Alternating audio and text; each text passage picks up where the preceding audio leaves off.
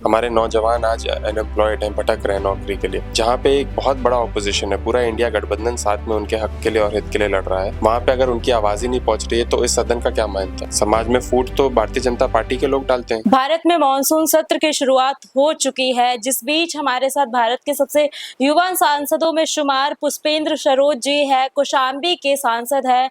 इनसे हम बातचीत करेंगे। सपा के सांसद है और इंडिया अलायंस के द्वारा लगातार सदन के अंदर कटाक्ष किए जा रहे हैं देश के प्रमुख मुद्दों के ऊपर।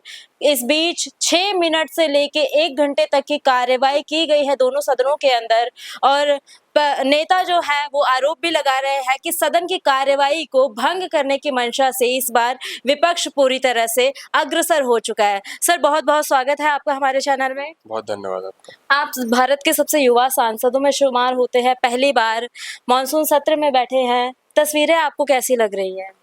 देखिए, हमने जिस तरीके से पूरा अब भारत देख रहा है, 4 दिन हो गए हैं और 4 दिन एसआईआर के खिलाफ जो एक रिविजन चल रहा है बिहार में, और पूरे देश की जनता दरी सहमी सी है कि कल को वहाँ पे भी चुनाव होगा तो उनको भी अपने कागज लेकर के सड़क सड़क भटकना पड़ेगा और कहीं उनके वोट का अधिकार उनसे छीन ना जाए।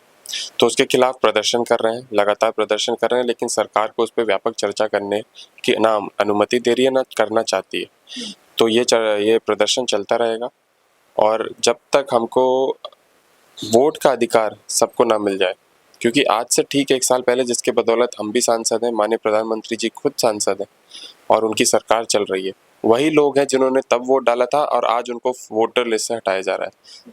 तो इलेक्शन कमीशन का जो 2 स्टैंड है, एक पैर इधर है दूसरा पैर उधर है, तो क्या वो उस सरकार को भी भंग करेंगे और उस सरकार को भी फिर से चुनाव होने चाहिए जैसे 2024 में जो चुनाव हुए, जो आज रिवाइज लिस्ट से चुनाव बिहार में होने जा रहे हैं।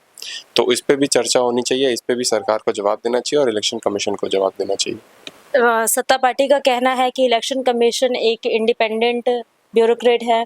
इस पे यदि आप सत्ता में सदन के अंदर लाखों करोड़ों रुपए लगाए जाते हैं एक बैठक के लिए, आप सदन भंग कर रहे हैं, जनता का टैक्स के पैसे को खराब किया जा रहा है विपक्ष के द्वारा लगातार। देखिए, सदन है ऑपोजिशन की आवाज़ रखने के लिए, लोगों के लिए आवाज़ उठाने के लिए। जब हम कॉन्स्टिट्यूशन अपने कॉन्स्टिट्यूएंसी में जाते हैं तो बहुत से लोगों के बहुत से मुद्दे हैं, किसानों के मुद्दे हैं, महिलाओं के मुद्दे हैं और कई नेशनल मुद्दे भी आते हैं। हमारे नौजवान आज अनएम्प्लॉयड हैं, भटक रहे हैं नौकरी के लिए, तो वो उम्मीद हम पे लगाकर बैठते हैं कि जब हम सदन जाएंगे तो उनकी आवाज़ उठाएंगे। लेकिन अगर सरकार को अपने एजेंडे से सदन चलाना है और सिर्फ अपनी वाहवाही करनी है तो सदन का कोई मतलब नहीं। सदन पे व्यापक चर्चा होनी चाहिए, मुद्दों पे चर्चा होनी चाहिए, पक्ष विपक्ष दोनों को अपनी बात रखने का मौका देना चाहिए।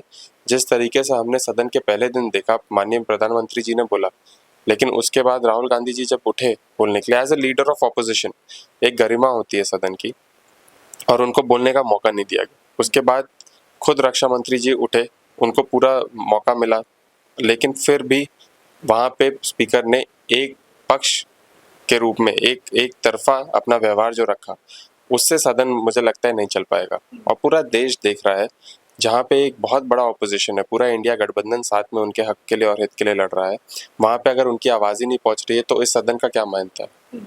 अच्छा, समाजवादी पार्टी को अभी ट्रोल किया जा रहा है लगातार, समाजवादी को नमाजवादी का दर्जा दिया जा रहा है। जो पार्लियामेंट में के पास जो मस्जिद में बैठ के मीटिंग की गई सपा सुप्रीमो के द्वारा, इस पे लगातार विरोधाभास जारी है। समाजवादी को नमाजवादी कह के पुकारा जा रहा है।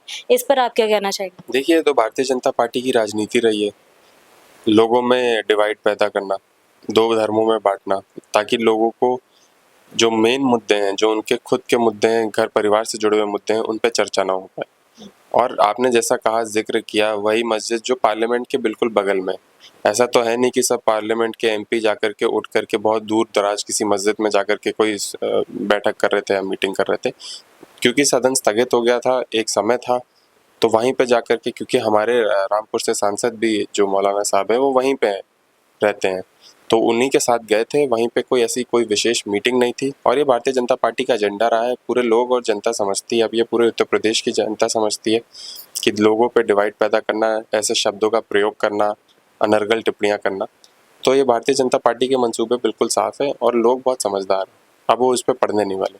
अच्छा, आप एक युवा सांसद है, पीडीए का फॉर्मूला लेके लगातार समाजवादी पार्टी चलती है। पीडीए के फॉर्मूला को आप कितना हितकारी समझते हैं? देखिए, पीडीए वो उन लोगों के लिए है जो शोषित वंचित है। अगर आप जनवरी से देखें तो खास करके पिछड़े, दलित, अल्पसंख्यक एवं अन्य समाज जो भारतीय जनता पार्टी के डिवाइड एंड रूल पॉलिसी से नहीं सहमति रखता है, उनके खिलाफ जो कार्रवाई की गई है सरकार के द्वारा, और मैं तो बार बार बोलता हूँ, एक नई न्याय प्रणाली है उत्तर प्रदेश में जो आज पैदा हो गई है, जिसमें आप विक्टिम भी होंगे तो आपके खिलाफ एफआईआर लिख दी जाएगी, आपका घर गिरा दिया जाएगा और न्याय के लिए आपको भटकना पड़ेगा। तो आपके ऊपर कोई हादसा हुआ, आपके खिलाफ कोई घटना घटी और आप थाने वहाँ पे पहुँच जाइए, खास करके अगर आप पिछड़े एवं दलित समाज से आते हैं, तो वहाँ पे आपकी कोई सुनवाई नहीं, आपके एप्लीकेशन ले लिया जाएगा और आप ही के खिलाफ एफआईआर हो जाएगी, क्योंकि वहाँ पे जो सरकार के बैठे हुए लोग हैं वो उन लोगों का संरक्षण करने के लिए बैठे हैं जिन्होंने वो पूरी वारदात को अंजाम दिया। तो मैं ये कहूँगा कि अब पिछड़े, दलित, अल्पसंख्यक एवं अन्य समाज के लोग जो इस मानसिकता से दूर जाना चाहते हैं, डेवलपमेंट की ओर जाना चाहते हैं, वो समाजवादी पार्टी के साथ जुड़ रहे हैं और बहुत भारी संख्या में जुड़ रहे हैं। लेकिन भाजपा का कहना है सबका साथ सबका विकास, कोई भी योजना देश में आती है, चाहे यूपी में आती है, सभी के लिए एक तरह से परोपकारी होती है, सभी उस योजना का लाभ लेते हैं। भाजपा का साफ कहना है कि समाजवादी पार्टी एक फूट डालकर एक अपना वोट बैंक डेवलप करने के लिए इस प्रकार के फॉर्मूले को लेके चल रही है अपने साथ। देखिए, सरकार जो भी पॉलिसी लाए वो पूरे समाज के लिए होती है। सरकार कोई भी बिल लाए वो पूरे इंडिया के सिटीजन के लिए होता है। तो सरकार का काम ही ये है, जब वो कोई भी ऐसा नया एजेंडा लेकर के आएगी तो वो लोगों के लिए होता है, लेकिन वो ऑन पेपर है। भारतीय जनता पार्टी के जितने भी योजनाएं हैं वो ऑन पेपर लोगों के हित के लिए हैं। जब आप देखेंगे ज़मीन में की हकीकत क्या है, आप आवास योजना देख लीजिए, प्रधानमंत्री आवास योजना में कितने लोगों को सही सही रूप से आवास मिलता है, क्या सर्वे सही से होता है कि नहीं होता है। मैं तो ग्रामीण क्षेत्र से आता हूँ, वहाँ पे सच्चाई क्या है। और समाजवादी पार्टी किसी में फूट नहीं डाल रही। अगर आप आए दिन मुख्यमंत्री जी का बयान देखेंगे उत्तर प्रदेश में, तो किस तरीके से उनका दो तरफा व्यवहार है, दो धर्मों को लेकर के। समाज में फूट तो भारतीय जनता पार्टी के लोग डालते हैं, लोगों को बांटने का काम करते हैं। जब कभी भी ईद आती है या होली आती है या दिवाली आती है या फिर रमज़ान होता है या फिर आपका अभी मुहर्रम का महीना था, तो किस तरीके से इनके नेताओं के बयान आते हैं, किस तरीके से टिप्पणियाँ होती हैं। तो फूट डालने का काम तो भारतीय जनता पार्टी और उनके सब नेता करते हैं। तो अब ये सब देखते हैं, सब लोग देखते हैं, समझते हैं, और ख़ास करके नौजवान जो ये चीज़ को समझते हैं, एजुकेटेड हैं, अनएम्प्लॉयड हैं, नौकरी चाहते हैं, अपना घर चलाना चाहते हैं, वो लोग खास करके समाजवादी पार्टी और उनकी आइडियोलॉजी से जुड़ रहे हैं। यदि पुष्पेंद्र जी आप बात कर रहे हैं कि योगी सरकार एक मजहब के ऊपर लगातार बयान देते हैं, तो यदि आपके सुप्रीमो की बात की जाए, सपा सुप्रीमो, उन्हें राम मंदिर का इनविटेशन भी गया, वो उसमें भी नहीं गए। और यदि वही तजिए का जुलूस होता है तो टोपी लगाए नजर आते हैं। मंदिरों में जाने से पहले अपने आप को मस्जिदों में दिखाने का ज़्यादा शौक रखते हैं। इस पे भी जनता लगातार उन्हें ट्रोल कर रही है। अभी हाल ही में एक वीडियो आई, अनिरुद्धाचार्य जी से उन्होंने कृष्ण जी का सबसे पहला नाम पूछा और फिर उसके ऊपर भी ट्रोल हुए।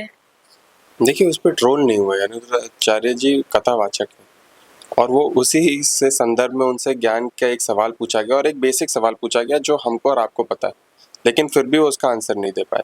रही बात राम मंदिर की, आप बात कर रही हैं, तो राम मंदिर का प्रोग्राम क्या राजनीतिक प्रोग्राम था कि नहीं था? वहाँ पे प्रधानमंत्री जी, मुख्यमंत्री जी और सब नेता, वहाँ पे आरएसएस के लोग स्टेज पे बैठे हुए थे। पूरे देश भर से सेलिब्रिटीज को बुलाया गया था, एक स्टेज सजाया गया था, वहाँ पे नीचे बैठवाया गया था। आम जनता कहाँ थी? अयोध्या की जनता जिनके घर तोड़े गए, वो कहाँ थी? वो दूर दूर तक नजर नहीं आ रही थी। वहाँ पे वीआईपी दर्शन जब वहाँ पे हो रहे थे लोगों के लिए और इस इवेंट का ऑर्गेनाइजेशन हो रहा था, तब आम जनता को तो कोई दर्शन नहीं मिला वहाँ पे। तो अगर इतना बड़ा इवेंट था तो आप खुद देखिए कि क्यों अयोध्या हार गई बीजेपी। कहीं ना कहीं लोकल लोग तो निगलेक्ट फील हुए थे वहाँ पे। तो ये इवेंट मैनेजमेंट करना जानती है, मार्केटिंग करना जानती है भारतीय जनता पार्टी, और लोगों की छवि खराब करना जानती है, चाहे पार्टी हो चाहे व्यक्तिगत छवि हो। यही इनके मंसूबे रहे हैं, लोगों को बांटो और बांट करके फायदा उठाओ। अच्छा, अभी यूपी में एक फरमान आया है, प्राइमरी स्कूलों को आगे शिफ्ट किया जा रहा है, बंद किया जा रहा है। इसके ऊपर भी सपा लगातार कटाक्ष कर रही है, लेकिन सरकार का कहना है कि जहाँ पे बच्चों की संख्या नहीं है, वहाँ का खर्चा बचाने के लिए इस प्रकार के कदम उठाए गए हैं। देखिए, जहाँ पे बच्चों की संख्या नहीं है तो इसका मतलब ये नहीं है कि वहाँ पे एक बच्चा भी नहीं पढ़ता है। जहाँ पर एक बच्चा पढ़ता है उसके लिए भी राइट टू एजुकेशन, इसके लिए सरकारें, आप टैक्स पे करते हैं, सब लोग टैक्स पे करते हैं, तो वो बच्चे के एजुकेशन के लिए नहीं जाएगा तो किसके लिए जाएगा? हम कहाँ कटौती कर सकते हैं वो कई और सेक्टर्स में कर सकते हैं, लेकिन एजुकेशन में कोई कॉम्प्रोमाइज़ नहीं होना चाहिए। आज जब स्कूल का मर्जर हो रहा है, और मैं तो थ्री फोल्ड इशू इसको मानता हूँ कि ये एक ऐसा डिसीजन है कि पूरे परिवार को उजाड़ फेंकने का डिसीजन है। जहाँ पर एक बच्चे से उसका राइट टू एजुकेशन छीना जा रहा है, वहीं वहीं एक टीचर से जब स्कूल मर्ज हो जाएंगे तो उनकी नौकरी का क्या होगा? कितने टीचर्स बचेंगे, कितने टीचर्स नहीं बचेंगे? और मैं आपको बता दूं, टीचर्स में बहुत बड़ी चिंता यह है कि कहीं धर्म और जात को देख करके उनकी नौकरी ना छीन ली जाए बाद में, जब उसका कट ऑफ चले। तीसरा रहे जो वहाँ पे संविदा में रसोइया हैं या आंगनबाड़ी हैं या फिर कई ऐसे सफाई कर्मी हैं जो वहाँ पे काम करते हैं संविदा में, उनका क्या होगा? क्या वो उनको भी निकाल दिया जाएगा? तो एक पूरे परिवार को ख़त्म करने वाला डिसीजन, और इससे किसी को फ़ायदा नहीं है।